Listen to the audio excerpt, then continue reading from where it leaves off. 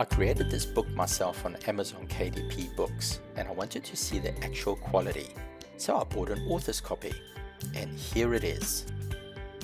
It's designed with the Cornell Notes method, which allows you to take notes quickly and strategically to sharpen your study skills. The book features 140 pages, of which 122 are Cornell Notes.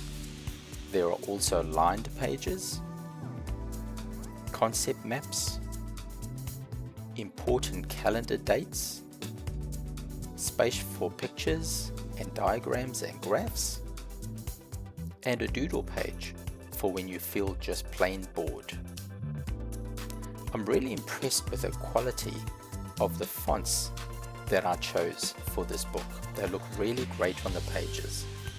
The cover colors came out really awesome, and the texture of the cover feels classy and good quality, and so does the binding. I included a how to use this book page so that you can get the maximum benefit out of it. It's available for purchase on Amazon at the link in the description below. If you get value out of this video, please like and subscribe for more quality content.